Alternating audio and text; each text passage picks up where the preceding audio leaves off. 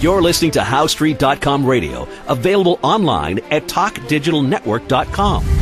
Welcome to HowStreet.com radio, the online source for market opinions. Here is Jim Goddard. My guest is Gary Savage, President and CEO of Smart Money Tracker. Welcome to the show, Gary. Thanks for having me, Jim. You were pointing out the cycles show that we're starting to reverse some long-term trends. Can you maybe explain what those trends were? Yeah, I think some major trends that have been in place for the last several years are reversing.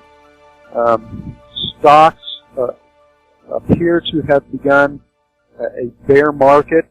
They have topped and begun a bear market, although I'm going to say that I don't think this bear market is going to last very long. It may bottom in March, or it may stretch out to August or September. But I'm not in the camp that says we are going to repeat 2008. I think this is just a very sharp, very severe correction, an ongoing bull market, similar to what happened in 1998. And then once we find this bottom, then I think the stock market has another big leg to the upside, probably a bubble phase. I think that bubble phase will probably focus in the biotech sector. I also think that the gold market probably put in a bear market bottom in December.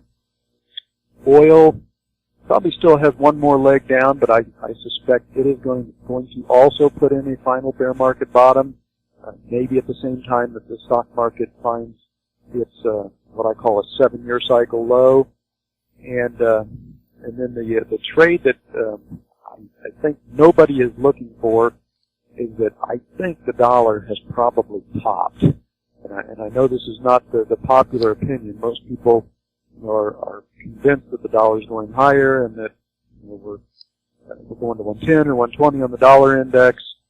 But the U.S. is the largest debtor nation in the world. No way we're ever going to be able to pay this debt, which I think is somewhere between 127 and 130 trillion dollars if you include the unfunded liabilities. So there's only one way this story can end, and that's with the U.S. debasing the dollar in order to pay that, service that debt. So I'm kind of the opinion that the dollar may be topping here. Do you find it ironic that so many U.S. lawmakers make fun of places like, say, Greece or Italy that owe a lot of money, and yet they never look at their own debt? Yeah. The kettle calling, or the fire calling the kettle black, or whatever exactly. We've got serious problems with this debt, and there's, we either have to default on it honestly, which would cause probably a much worse depression than in the 30s, or we'll default on it dishonestly by inflating the currency, and I'm pretty sure we're going to go that second route. And how would they go about doing that? Well, they've already started. We've had 3 rounds of quantitative easing. We, in theory anyway, we stopped QE last year, and as soon as they stopped, you can see what happened. The stock market stagnated, the gold movement is now moving down. So at some point here, I think the move down in stocks will get severe enough where the Fed will panic, throw in the towel, and they'll start QE4, and I don't really see much way out of this other than just one QE after another. What do you see as a trend for gold? Well, I'm of the opinion gold runs in the long 8-year cycle. The last 8-year cycle low occurred, of course, in 2008. So we are due for another major multi-year 8-year cycle low anytime here in 2016. And it looks to me like it probably came a month early, and it occurred at the beginning of December. Gold, along with the miners, are now making higher intermediate highs. That's something that hasn't happened in 4 years. So we've got a character change that is occurring in the metals market, and so at this point, unless something were to reverse drastically, I'm pretty much convinced that the gold has completed its bear market.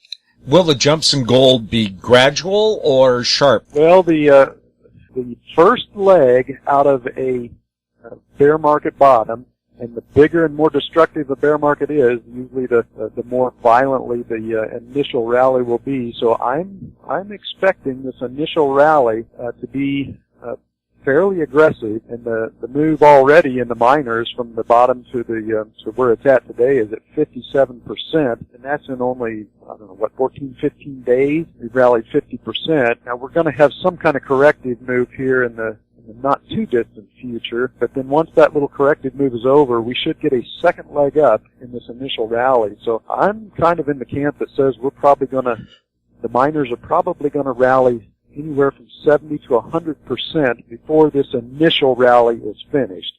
And then we'll have a much deeper and more sustained correction, but I don't think we're going to go anywhere near those lows back in December and January. With the operating conditions of the past couple of years, it seems to me that the gold miners who are still around probably are pretty decent investments. Yeah, I agree, and that's where I would suggest focusing investments is in the sector that got beat up the most, and that is by far the mining stocks. So while I do think gold is probably starting its third phase of its long-term secular bull market, and we may go to $5,000, $6,000, $7,000 before this is all over, I think the really big money is going to come by investing in mining stocks.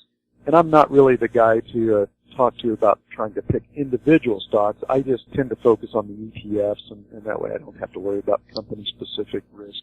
Silver, I think, gets ignored in all the rush. What can you tell us about silver? I think silver will probably be as good of investment as the mining stocks. So if we just pull a number out of the air and say gold rallies 500 or 600-700% between now and the final top of this secular bull market, I would expect silver to double or triple that percentage-wise. Now, I saw a funny video on YouTube where this fellow was offering people a big Hershey chocolate bar or a 10-ounce bar of silver, and everybody picked the chocolate bar. Does that demonstrate the ignorance the public has about the value of silver? That just tells you exactly how far away we are from the final top in this bull market. When we get the final bubble top, I guarantee you everybody will know the price of silver and gold, and people will be, you'll see people in restaurants bragging to their friends about how much money they made buying and selling gold and silver that day, and we're nowhere near this, and we were nowhere near that phase back in 2011 either. So we are not even close yet to the final top in this long-term secular bull market that started in 2001.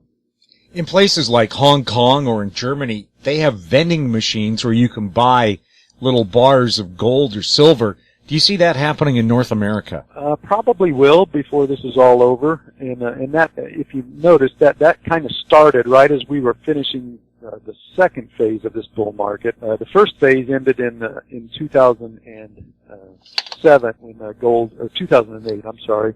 When gold topped, and then we had that move down into that major 8-year cycle low. That was the end of the first phase of the bull market, and then we had that big rally that took us from 680 to, I believe it was about 1920. That was the second phase of the bull market, and we've still got a third phase, a bubble phase yet to go, and I think we probably bottomed, and we're starting that bubble phase, and I don't expect it to end for, at least 4 or 5 years yet. Gary, have you done any of the similar cycles work on oil? I have. And now the long-term multi-year cycle in oil is a little bit different than gold. Gold's multi-year cycle is an 8-year cycle. Oil and the CRB, the commodity index, its multi-year cycle is I call it a 3-year cycle, but the average duration is 3 years and 3 months, and that can stretch or shrink a little bit on each side.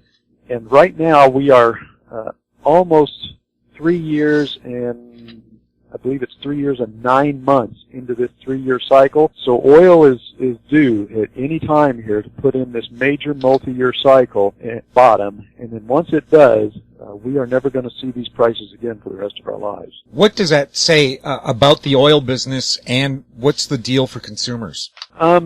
Well, it's very similar to what's happened in the miners. The energy sector has gotten beat up very badly, so that is the sector. I think you want to be in the energy stocks rather than oil, and that is the sector where the biggest gains are going to come. But I think you want to be a little bit patient here because we're not done yet. We may have to go to the mid to low 20s in one more leg down before this bottoms.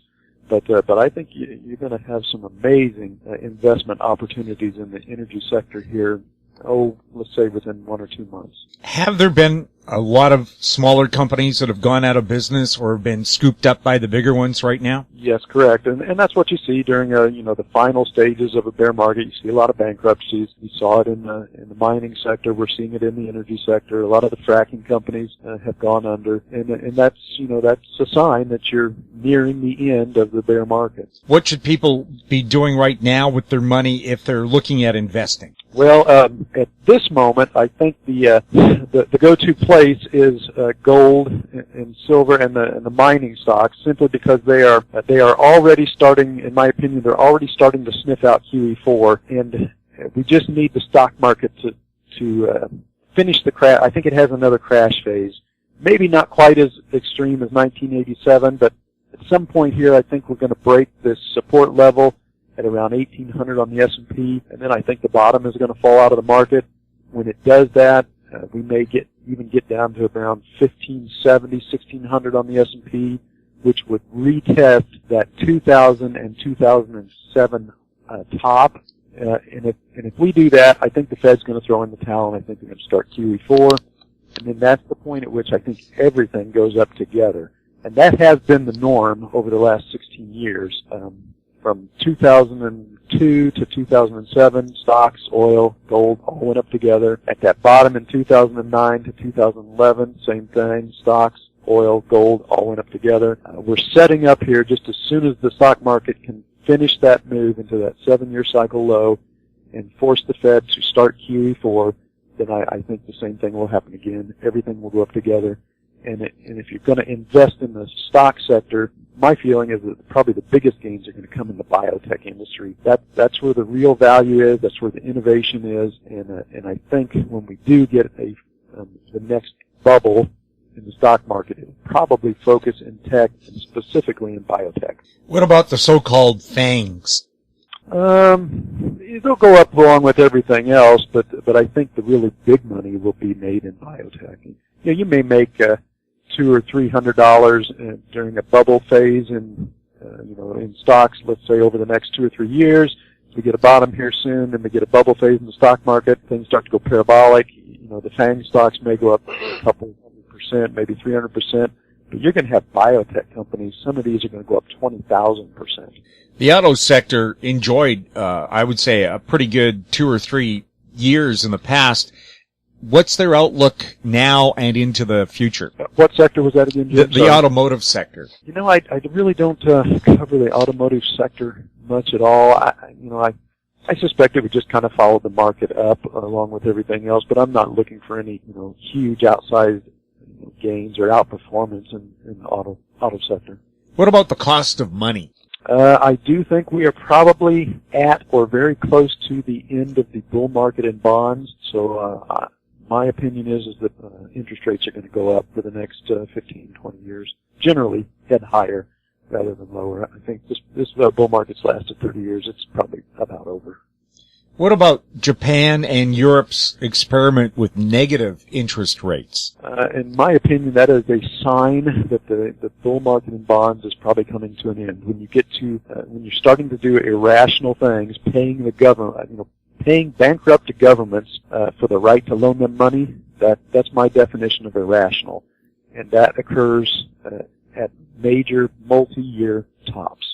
Why do you think they went to negative interest rates, something that's never happened on the planet before? Well, I think most of the officials in government are Keynesians, and they've just locked into this Keynesian monetary policies, and they believe that they can cure these problems by cutting rates and printing money. And in the short term, it works. We've had a nice little party for the last 6 years, but in the long term, it creates much bigger problems. We tried this strategy coming out of the bear market in 2002. Had a nice little party, had a nice little housing bubble. A lot of people made a lot of money, but then we had to pay the price for that party, and that was a very painful payment. And instead of doing something different, we just went right back to that same game plan. We printed more money, we cut rates even lower. I suspect, again, when the stock market gives us this next leg down, they're just going to redouble their efforts. They're going to print even more money, and then there's going to be a price to be paid ultimately for this nonsense. And I suspect when the price does have to be paid, it's going to be much more painful than it was in 2008. Gary, what can you tell us about Smart Money Tracker? Well, it's a nightly newsletter. I cover 4 markets. I cover the stock market, the precious metals, energy, and the currencies, mostly just the dollar and euro.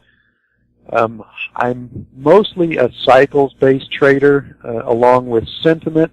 I do throw some technicals in there also, and you know I do kind of keep track of the fundamentals in all of these markets, but by and large, I'm mostly a cycles type trader. And how could somebody subscribe to your service? So if you want to get an idea of what I do, the first place to go is to the blog, and that is blog.smartmoneytracker.com. And then from there's a link, if you like some of the stuff that I'm publishing on the blog and you want to get a little deeper and get the nightly reports, you can just, there's a subscription button there and you can subscribe to the nightly newsletter. Gary, thanks a lot for chatting with us. You're welcome, Jim. Thanks for having me. My guest has been Gary Savage, President and CEO of Smart Money Tracker, his website, smartmoneytrackerpremium.com. You're listening to HowStreet.com radio. Find us on Twitter at TalkDigitalNet. Our YouTube channel is Talk Digital Network. Comments or questions for the show can be emailed to info@HowStreet.com. I'm Jim Goddard.